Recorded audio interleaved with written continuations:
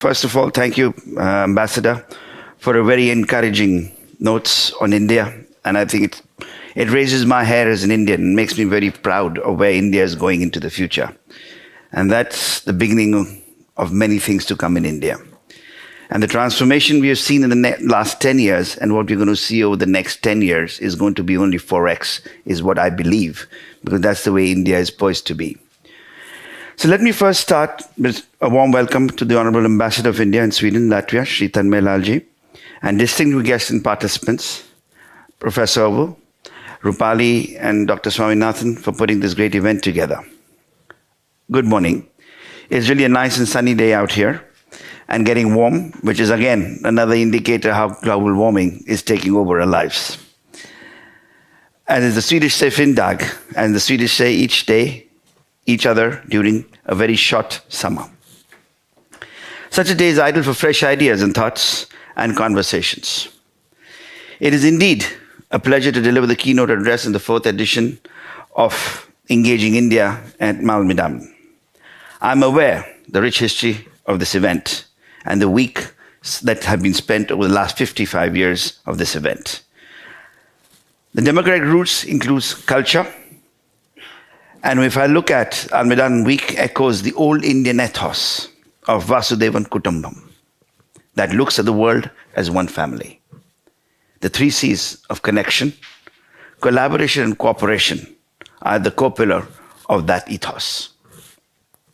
We are all connected to each other, of course, not just philosophically, but in a humanistic sense, but also in the real practical manner.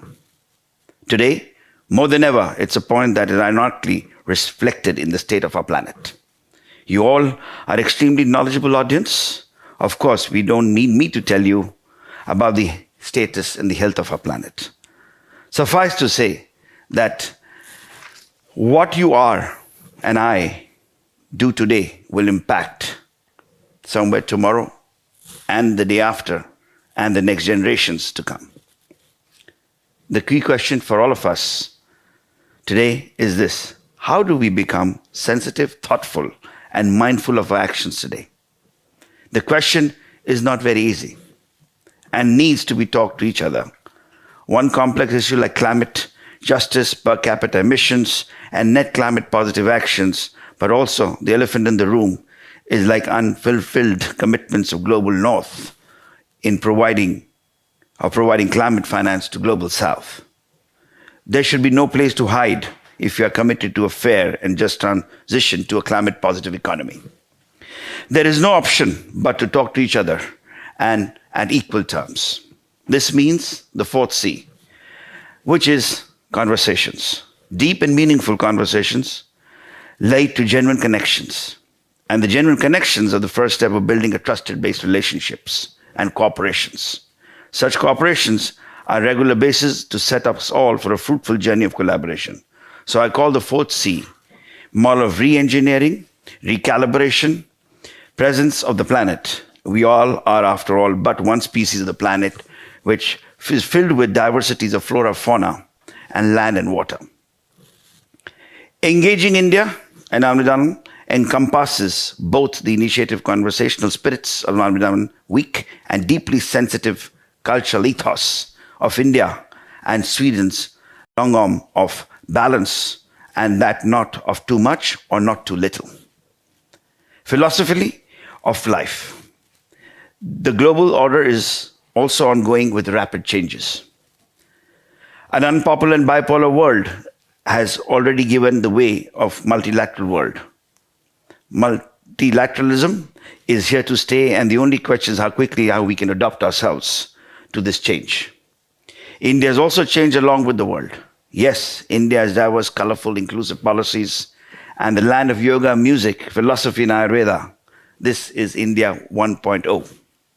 The changing India, the new India, as I call it, is entrepreneurial, innovative, creative, solving complex social challenges and planetary problems, and at a scale, as very well demonstrated by and shown through various communications by our Honorable Ambassador.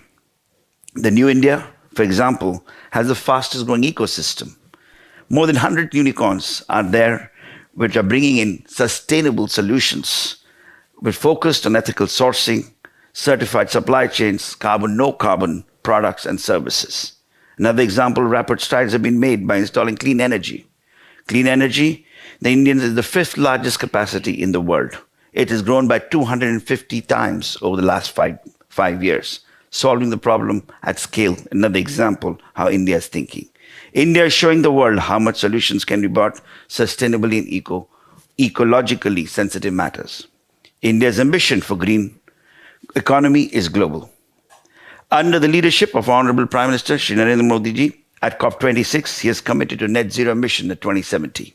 It is a significant commitment of a country that still has a capacity of growth, headroom for development, and is in the initial stages of development, as I would say, to where it looks at leading as a leading economy of the world. These achievements showcase all the seriousness of India and its insistent commitment to the climate situations and its actions. I now call this India 2.0. The core operation remains the same. Powered by an ancient and time-tested civilization, ethos and code, while the offerings layer on top of the OS and the next generation challenges, showcasing the potential of the future of a sustainable business model. I cannot help but to struck by the parallel of India 2.0 with Swedish and the Nordic model of development, where centrality of the Scandinavian culture ethoses has consistently remained strong even while innovation, design thinking, and technological advancements of the world in a sensitive and a thoughtful manner. One doesn't need to think beyond 3 points. The seatbelt, which was invented right here by Volvo engineer Nils, to understand the ethos-driven innovation, where the innovator saw its contribution to the world.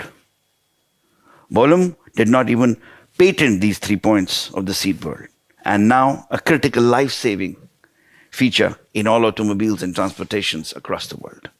My personal belief that the science-based and engineering-focused solutions are the core to entrepreneurship. And entrepreneurship is about realizing the full value of an idea. And Indian entrepreneurs are very well versed with this to deal with any kind of challenges that come that way. And I mean not just financial value. It's about a value of realizing the value whether you're contributing and giving back to society and how you can help the world in a larger way. It is very much built into the Indian DNA. I come back to Boland. His innovation was contributed to society in a true value and can never be measured financially. It is at this point I must briefly touch upon our company, PI Industries. We are a homegrown Indian company. We are razor-focused on innovation, science, and creative solutions to provide greener and healthier solutions for the well-being of humans and mankind. With the nutrition, complementedness, and all critical social outcomes, we are focusing with the larger purpose of a healthier planet. We, as old as the nation, as old as the relationship with Sweden, 75-year-old company entering the 76th year, another perspective of an old Indian company and relationships with Sweden with more than 75 years. We are now deepening this whole understanding into our social and environmental responsibility into our DNA.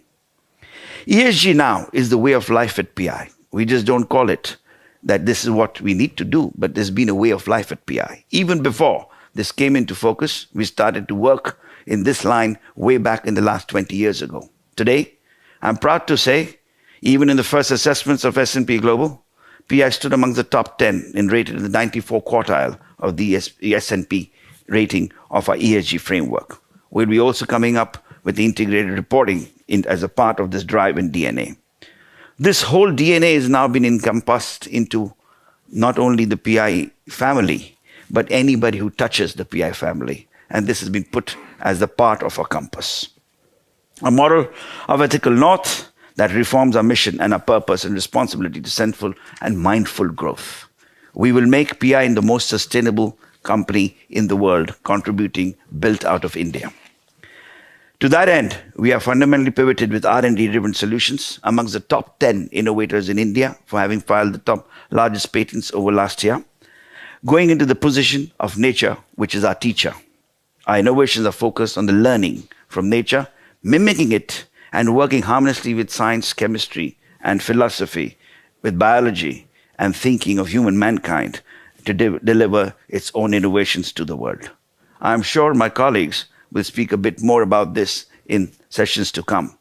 But we in the heart of PI are driven to transforming India and the agricultural space with the highest potential, the space of health sciences as the other big potential, as recently shown by the ambassador here, to say how we can contribute in greater and successful being of human mankind. This brings me to my final leg of address. What are the opportunities for Sweden and India as a part of the 4C model? We both have strong democratic credentials and a deep-rooted ethos. The key opportunity I see India and Sweden leverage is to the togetherness of the world's benefit in the emerging area of green economy. With the great human Indian minds, the scientific pool, the great creativity in understanding the economic balances, Swedish model of development in the world renowned with inclusive characters of being people-centric. Lesser known but equally important is the Indian entrepreneurial traditions. That's the way of focus on sensitive growth and inclusive community. Just an example, India is probably the only country where corporates contribute 2% of their profits as a part of social development plans. That shows the way and thinking in the Indian culture of giving to society. It is visible in the key educational, medical, and communities and institutions that have built together the trust and donation and philanthropic contributions Indians have made. Under the aegis of Sweden's Honorable Prime Minister Ulf Kristersson, Sweden plays a critical role in the green revolution and transition of the green economy. Its links to Europe, long-term competitiveness, and focus on a shift from fossil fuel dependency to fossil-free economy is critical for several companies, and all corporations would be required with partnerships and collaborate for climate-positive development for growth. My vision to see Sweden and India co-create a new sustainable business model, one that combines sensitivity with growth, inclusion, ecology, and mindfulness. The cultural foundations are already there. India's concept of Sunya, which is zero thinking, when nothing ever is considered as waste, and critically extremely relevant for the world looking to pivot from a use and throw economy to one of a reuse, reduce, recycle, and reuse. Similarly, the Sweden concept of longum and balance is what is needed for a thoughtful and mindful approach of life, and differentiate between need and greed. The health planet is about criticality. After all, natural intelligence does not tag something as useful as something else as waste. Sweden and India both have innate sensibility of deep connection to nature and think about the world differently. This might appear to be a dream, but all actions are born with a dream. I would say, let's work together, come to India, build India, see India, and create for the world and make the world a greener place. So thank you.